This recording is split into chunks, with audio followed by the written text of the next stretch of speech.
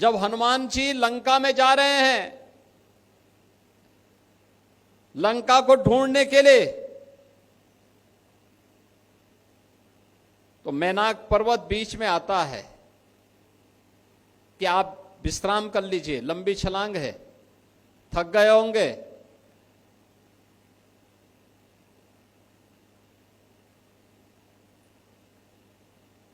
हनुमान जी तो कहते हैं कि राम काज कीने बिना मोहि कहां विश्राम,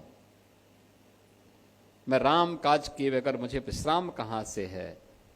और तब चर्चा होती है कि सनातन धर्म क्या है। ये हनुमान जी समझा देते हैं उसको। सनातन धर्म बहुत छोटी सी व्याख्या है, उन्होंने एक बहुत छोटी सी परिभाषा कर दी। उन्होंने कहा कि देखिए, कृते च प्रति कर्तव्यम ऐसा धर्म सनातन, ऐसा वही, यानी कर्ता के द्वारा किए गए उपकार के प्रति किसी भी प्रकार का धन्यवाद ज्ञापित होना, यही सनातन धर्म है और यही हमारी पहचान है।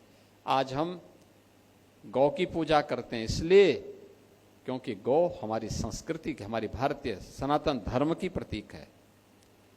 हम गंगा की पूजा करते हैं इसलिए क्योंकि जल ही जीवन है और नदी संस्कृति से ही हमारा सनातन संस्कृति पनपी है।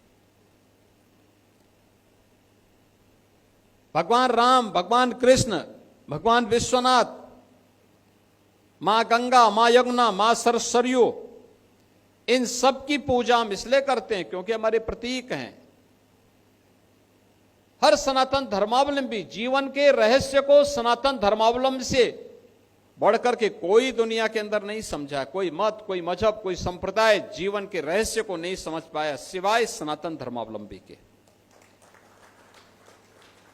हमने तो स्वर्ग को तुच्छ माना है, क्षीणे पुणे मृतलोका वसंती। अब क्या है? हमने कहा स्वर्ग से भी ऊपर कुछ है और वह है मोक्ष। एक सन्यासी, एक साधु, एक योगी केवल अपनी व्यक्तिगत मोक्ष की आकांक्षा के साथ कार्य नहीं करता है, वो अपेक्षा करता है। धर्म को उसने केवल मोक्ष प्राप्ति का साधन नहीं माना है। उसने कहा इस जीवन में सांसारिक उत्कर्ष के लिए कार्य करूंगा, पुरुषार्थ के लिए साथ कार्य करूंगा, और मोक्ष इसके बाद जब मैं अपने सांसारिक उत्कर्ष के लक्ष्य को प्राप्त कर लूंगा तो मोक्ष स्वतः मुझे प्राप्त हो जाएगा।